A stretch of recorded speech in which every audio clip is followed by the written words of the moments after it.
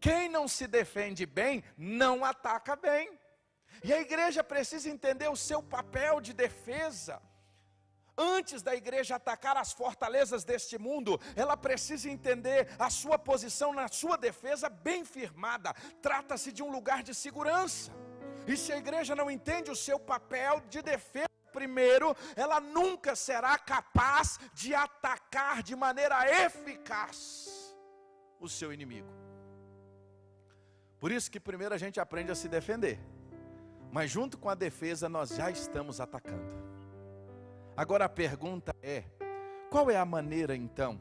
Qual seria o passo mais importante para que nós possamos ter a defesa bem fundamentada e resistir os ataques do nosso inimigo?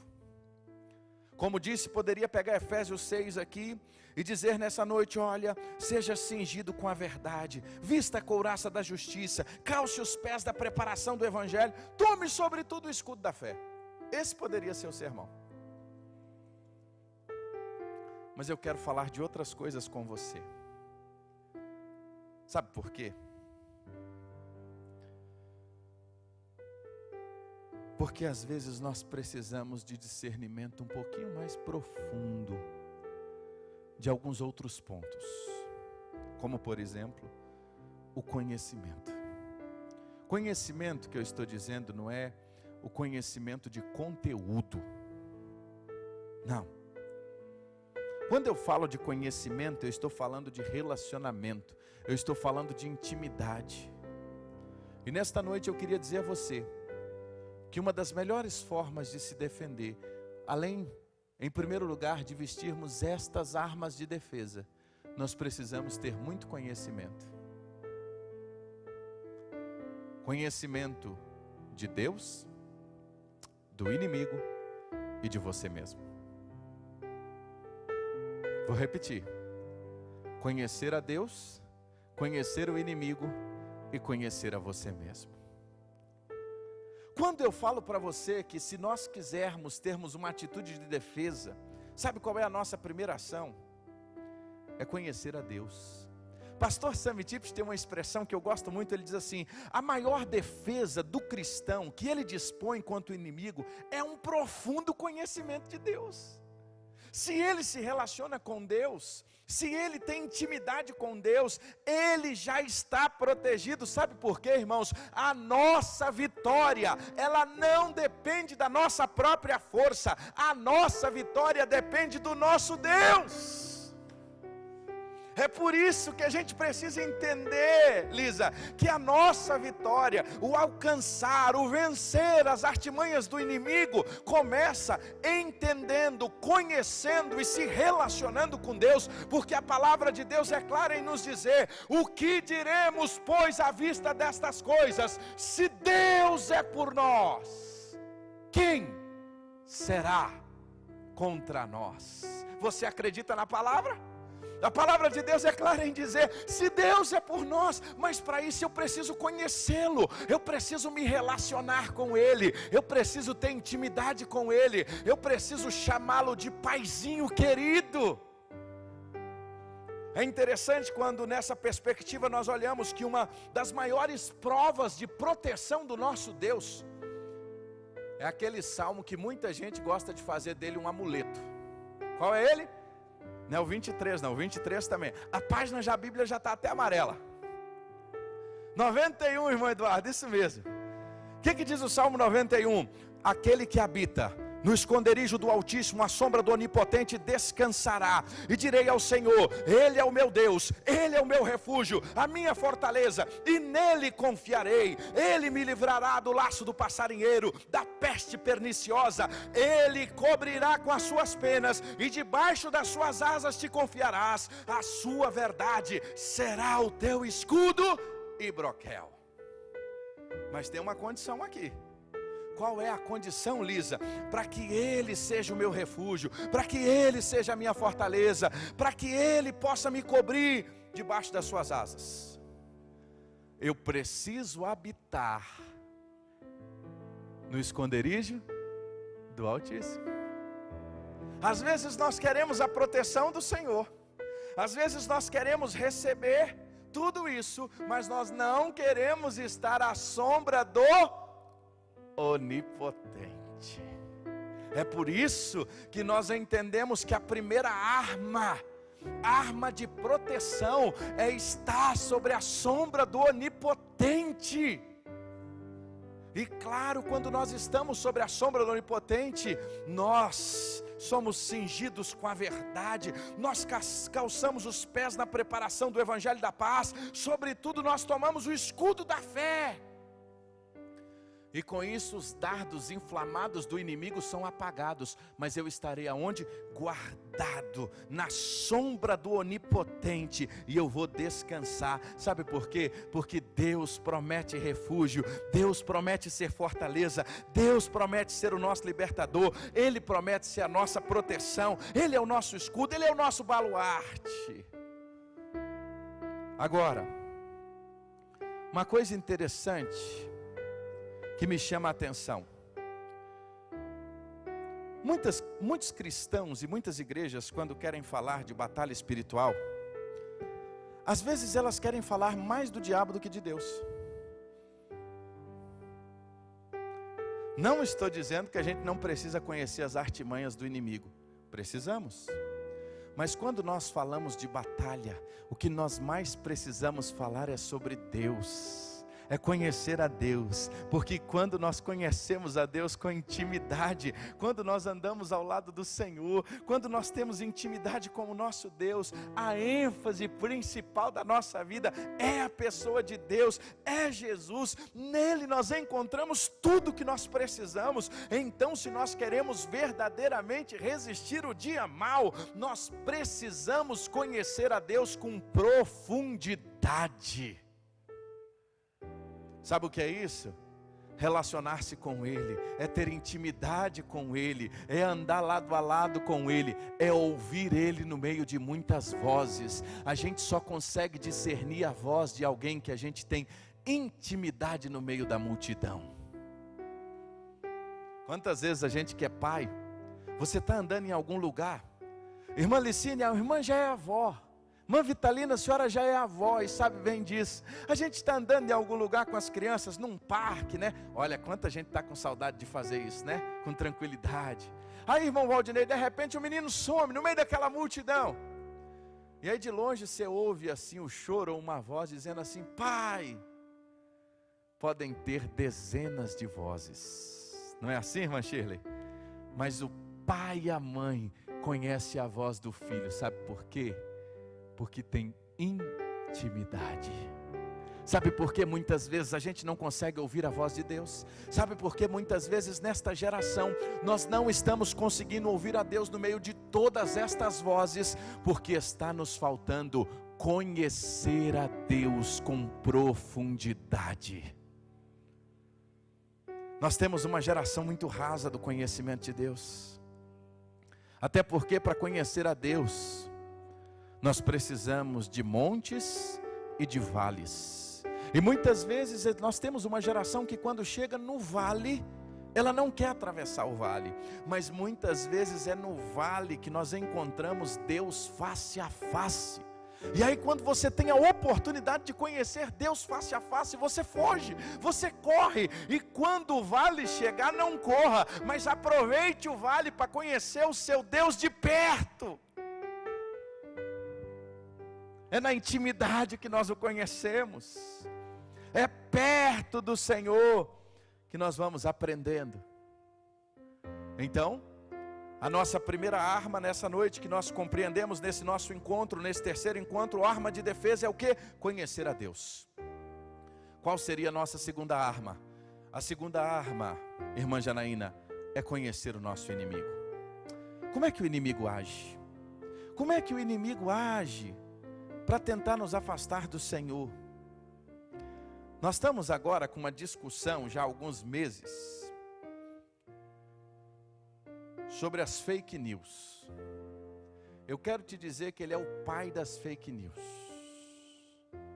É ele mesmo. Sabe como é que ele age? Ele age com mentira. Satanás é o pai da mentira. Ele age em muitas áreas, ele é o maior produtor de fake news da história. João 8,44 diz: vós tende por pai o diabo, e quereis satisfazer os desejos de vosso pai. Ele foi homicida desde o princípio e não se firmou na verdade, porque não há verdade nele. Porque ele profere mentira, fala do que lhe é próprio, porque é mentiroso e é pai da mentira. Esta é a arma que ele usa. Você quer ver como Satanás usa mentira? Ele vira para você e diz assim: você é um derrotado, para a sua vida não tem mais jeito. Já está mentindo para você. Ele vira para você e diz assim: não, você não vai conseguir. Ah, esse seu casamento aí acabou. Fake news do cão.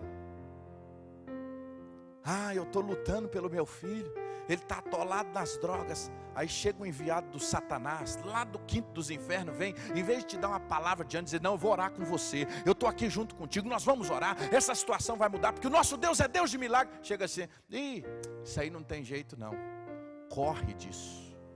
Sabe por quê? Porque tem jeito sim. Tem jeito sim, tem jeito sim. Jesus estava indo para a casa de Jairo. Ele tinha acabado de curar aquela mulher com fluxo de sangue. Marcos capítulo 5. Aqueles que se diziam amigos de Jairo vieram e disseram: Jairo, por que você incomodas o mestre? A sua filha já morreu. Jesus vira para aqueles homens, mas em especial para Jairo, e diz assim: Jairo, não temas, creia somente, creia somente. As notícias podem ser as piores, as fake news do cão virá, e muitas vezes virá para nos desanimar, mas o Senhor está dizendo: creia somente, creia somente. Ele é o pai da mentira. Como é que o pai da mentira age? Tiago nos fala sobre isso, e ele tem uma artimanha, que ele faz isso de 3 formas. Pastor Sammy Tips nos alerta muito sobre isso no livro, e ele faz isso de 3 formas. Sabe como? Tiago, lá no capítulo 4, nos mostra isso, nos versículos de 1 a 8. Sabe como é que ele começa? Primeira coisa que ele faz, ele ataca os membros do corpo. Sabe o que Satanás gosta de fazer? Contenda. E ele mente para fazer contenda. Olha o que Tiago diz: de onde vêm as guerras e pelejas entre vós? Porventura não vem disto, a saber que os vossos deleites, que nós, vossos membros, guerreiam? Porventura vocês cobiçam e nada têm, matais, são invejosos e nada as podeis alcançar, combateis e guerreais e nada tendes, porque não pedis, pedis e não recebeis, porque pedis maus, para gastar nos vossos próprios deleites. Tiago está nos ensinando que uma das armas de Satanás é trazer entre nós guerra. E ele começa a trazer guerra. Sabe onde começa? No seio da casa. Primeiro lugar que ele quer fazer guerra, sabe onde é? Na família. Aí ele começa a destruir a família com o quê? Com a guerra dentro de casa. E às vezes a gente acha que é só uma discussão boba, mas é a discussão boba que abre a porta para ausência de perdão, abre a porta para mágoa, abre a porta para ofensa, e ele fica batendo a palma ali, só se alegrando, vendo a família ser destruída. Ele traz o quê? Guerra entre os membros. Guerra entre os membros de uma casa, guerra entre os membros de uma igreja. Irmãos, quer ver uma igreja? Não vou dizer acabar não, mas ela fica bem debilitada. É quando os membros começam a brigar entre si. É uma desgraça. Aí tem gente que acha bonito, se acha como grande defensor, e nem está notando que está sendo usado pelo cão, por Satanás, para trazer o que? Contenda. A palavra de Deus diz assim: sendo possível, tenha paz com todos. Gente que traz guerra, gente que só cria confusão, gente que só dá lugar para arrumar problema. A primeira das artimanhas de Satanás é trazer guerra, confusão. E ele faz isso como? Com mentira. Quer ver a segunda forma? A segunda forma, o texto segue e diz assim: adúlteros e adúlteras, não sabeis vós que a amizade do mundo é inimizade contra Deus? Portanto, qualquer que quiser ser amigo do mundo, constitui-se inimigo de Deus. Ou cuidai vós, que não diz a Escritura, o Espírito em que nós habita tem ciúmes? Sabe qual é a segunda forma? É que existe um conflito com o sistema do mundo, e ele faz questão de querer nos mostrar e querer que a gente seja apaixonado por este mundo. Ele é sutil. Ele não apresenta. Você acha que quando ele chega com a pedra de crack para alguém a primeira vez, ele chega com ela mostrando o cara lá na Cracolândia comendo lixo? Não. Ele não chega assim. Você acha que ele chega com aquela oportunidade de traição do marido ou da mulher, mostrando a família destruída, os filhos sendo arrebentados? Não, ele não mostra isso não. Ele vai nos mostrando que este mundo é bom. Ele vai querendo nos mostrar que os valores deste mundo são valores bons. Ele não se apresenta feio. Você acha que ele vai se apresentar feio? Não. Ele vai apresentar para que nós possamos nos tornar amigos do mundo. E sabe qual é um dos grandes perigos da igreja? Quando ela quer se tornar amiga do mundo. Eu já falei isso aqui algumas vezes e hoje no início dessa mensagem.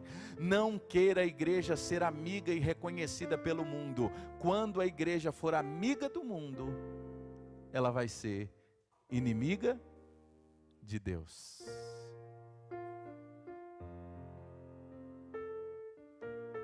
O mundo quer a amizade da igreja, mas ele quer que a igreja abra mão também de muitos dos seus valores. Ele quer que a igreja abra mão da verdade da palavra. Olha, o seu discurso é até bonito, fala de amor, mas não fala sobre isso aqui não. Você pode ir até aqui, daqui para lá não. É assim que ele vai nos envolvendo. E aí nós vamos sendo acomodados, como a rã na chaleira, e vamos sendo cozidos. E de repente estamos inimigos de Deus e amigos do mundo. E sabe qual a última forma? Ele mesmo. Portanto, resisti aos soberbos, diz a palavra de Deus. Deus resiste aos soberbos, mas dá graça aos humildes. Sujeitai-vos, pois, a Deus, resisti ao diabo, e ele fugirá de vós. Chegai-vos a Deus, e ele chegará a vós. Alimpai as mãos, pecadores, e vós de duplo ânimo, purificai os vossos corações. Resisti ao diabo, e ele fugirá de vós. Mas para isso a gente precisa estar sujeito a Deus. Se compreendermos essas três áreas, nós vamos compreender muito do modo de operação dele na nossa caminhada. Então nós estamos falando que nós precisamos para vencer a batalha, e nós vamos terminar por aqui. Conhecer a Deus, nós precisamos conhecer o inimigo. Agora por último, nós precisamos conhecer a nós mesmos. Sabe por quê? E aqui eu queria bastante a sua atenção. Todos nós temos uma natureza humana, nós somos fracos.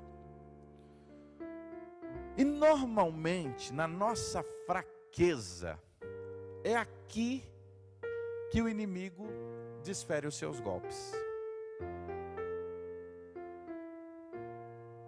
Agora uma coisa interessante. E esta semana eu refleti muito sobre isso, enquanto preparava esta mensagem. Será se o inimigo ataca somente a nossa fraqueza? Pergunto a você. Será se o inimigo, Manchirley, será se o inimigo, Lucas, ele ataca somente as nossas fraquezas, Lisa? Quero terminar esse encontro de hoje dizendo que Satanás ataca tanto as nossas fraquezas quanto os nossos pontos fortes. E eu vou te explicar isso. A palavra de Deus nos diz em 1 Coríntios capítulo 10, verso 12 e 13 assim: aquele pois que cuida estar em pé, olhe para que não caia. Não veio sobre vós tentação senão humana, mas fiel é Deus, que não vos deixará tentar acima do que podeis. Antes, com a tentação dará também escape, para que possais suportar. Meu irmão, nós precisamos urgentemente estar profundamente consciente de quais são os nossos pontos fracos. Eu queria desafiar você a fazer uma lista agora aí na sua casa, na sua mente. Talvez quando a gente fala de pontos fracos, a gente tem vergonha de falar quais são. Nós precisamos listar os nossos pontos fracos. Sabe para quê? Porque quando nós listamos os nossos pontos fracos, nós levamos eles à presença de Deus e nós temos a condição de ser curado pelo Senhor. Em contrapartida, quando a gente não leva os nossos pontos fracos a sério, nós começamos a ignorar as nossas fraquezas, nós começamos a ignorar o que nós estamos vivenciando e nos achamos fortes demais. E quando nós nos achamos fortes demais, é aí que nós caímos. Nós caímos nas nossas fraquezas. E aí, sabe o que é importante? Tem alguém para você prestar contas, compartilhe isso com alguém, abra o seu coração com alguém. A palavra de Deus em Tiago 5,16 diz assim: confessai as vossas culpas uns aos outros, para que orai uns pelos outros e sejam sarados. Tem situações da nossa vida que enquanto a gente não confessa para alguém, confessa primeiramente a Deus, mas confessa também para alguém para nos ajudar, para prestar contas, para um discipulador, para alguém que caminha com você, alguém que está ao seu lado.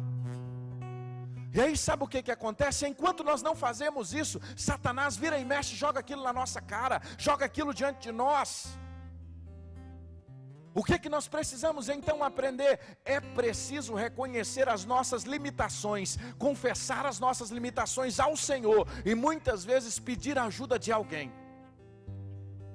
Talvez a sua limitação é com a pornografia, talvez é com a vaidade, é com as compras sem limites, talvez a sua fraqueza é com algo que te derruba e você sabe o que é. Você já confessou isso para o Senhor? E mais, você já partilhou isso com alguém? Ou você está com vergonha?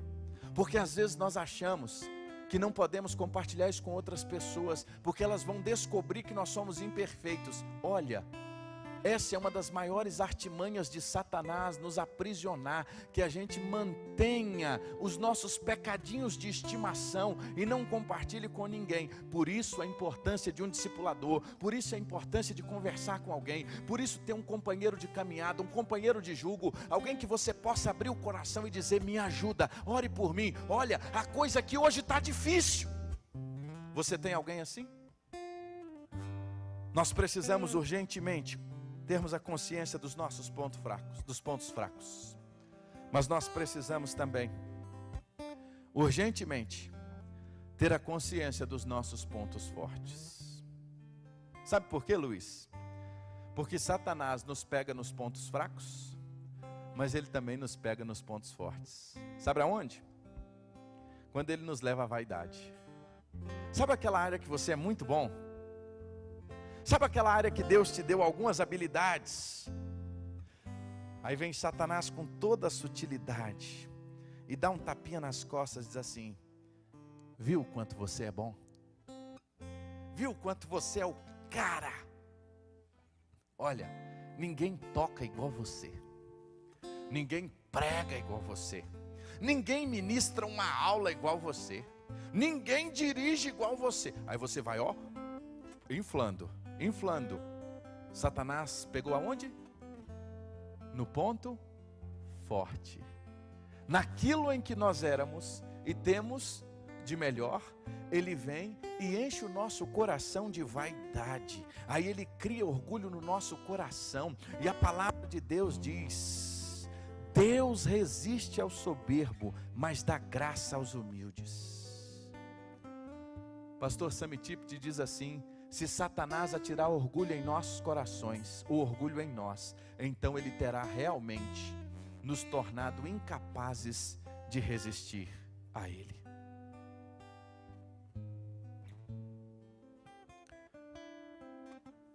Ele transforma os nossos pontos fortes em fraquezas. Vou terminar por aqui e vamos parar por aqui hoje. Quer vencer a batalha? É preciso ter conhecimento. Conhecimento de Deus, se relacionar com Deus. Conhecimento das estratégias que o inimigo tenta nos derrubar. E conhecer a você mesmo. Quais são os seus pontos fracos e os seus pontos fortes. Porque muitas vezes é nos pontos fortes é que nós estamos caindo.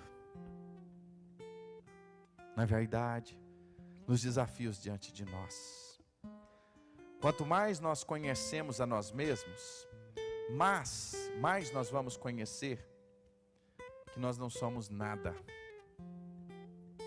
Quanto mais nós conhecemos a Deus, é por isso que Isaías, quando ele chega diante do Senhor, capítulo 6, irmão Valdinei, Isaías vai até o Senhor no alto sublime trono. O rei Uzias tinha morrido e ele vai diante de Deus naquela inquietação. E ele vai agora diante do Senhor e ele descobre que Deus é santo, santo, santo. E quando ele vê esse Deus que é tão santo e ele conhece a Deus de perto, ele vê quem ele era. Irmãos, vou até aproveitar para fazer uma propaganda. Você está precisando de um pintor aí na sua casa? Pense num homem que é uma bênção, esse irmão Valdinei. Pensa num homem que, está vendo essa igreja aqui toda bonita? Foi ele que pintou, para a glória de Deus. Mas um dia eu cheguei ali na sala das crianças, ele estava lixando uma massa. Ele estava branco de pó. Mas ele estava com um cabo de vassoura na mão. E tinha uma lâmpada na ponta dele. E essa lâmpada ele ia passando assim perto de onde ele estava lixando. Sabe para quê? Porque a luz mostra as imperfeições. Estou certo, meu irmão? Não era para isso? Nós estamos precisando que a luz de Deus chegue pertinho de nós. Porque quanto mais nós conhecermos a Deus, mais nós vamos ver o quanto nós somos imperfeitos.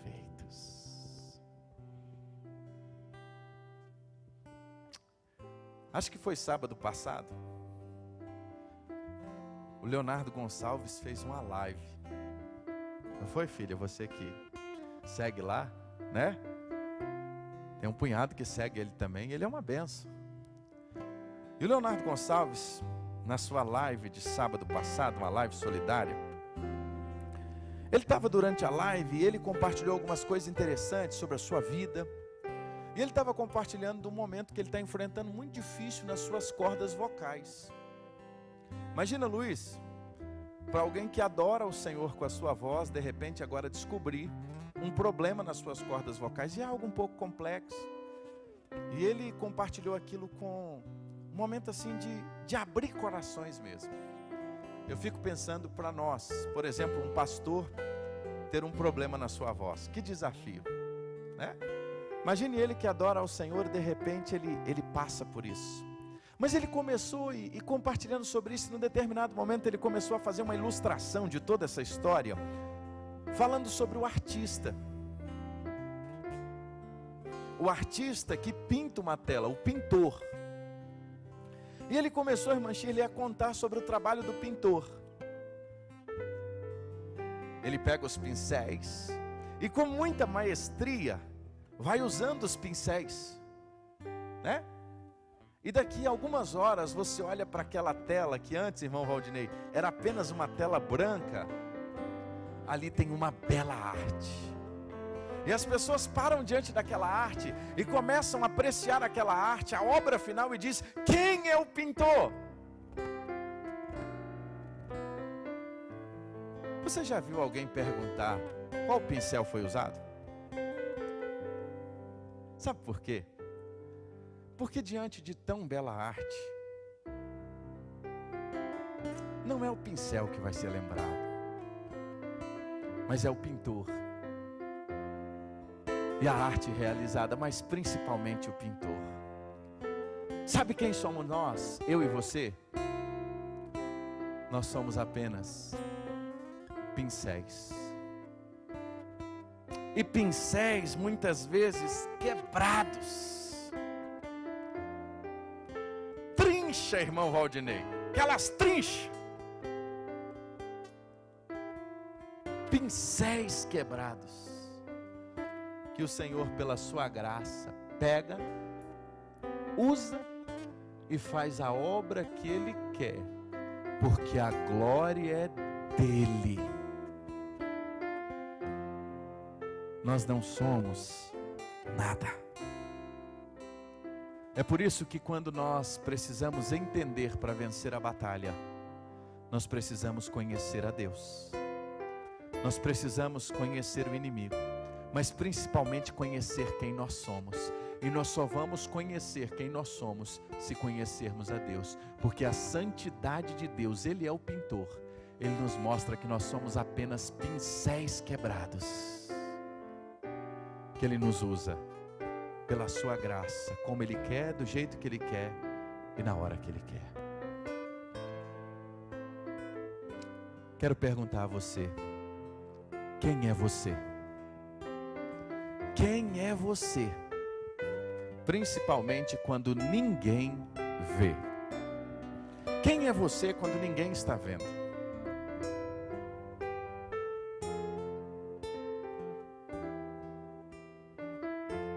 Você está querendo tomar o lugar do pintor? Você está querendo ser mais importante do que a obra de arte? Nós não somos nada. Nós somos miseráveis pecadores, que hoje precisamos conhecer a Deus mais de perto. E eu queria te convidar a fazer isso nessa noite. A dizer: Pai, eu tenho tantas fraquezas. E o Senhor sabe quais são, mas eu queria que você escrevesse. Não precisa escrever aí no chat não, que é suas. Você só vai dizer assim: o Senhor sabe, Pai, mas hoje eu estou te confessando elas.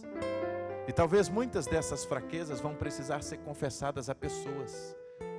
Busque ter um discipulador, um companheiro de caminhada, um companheiro de jugo, alguém que você possa abrir o seu coração, gente séria que vai orar com você. E vai ser instrumento de Deus para a sua vida.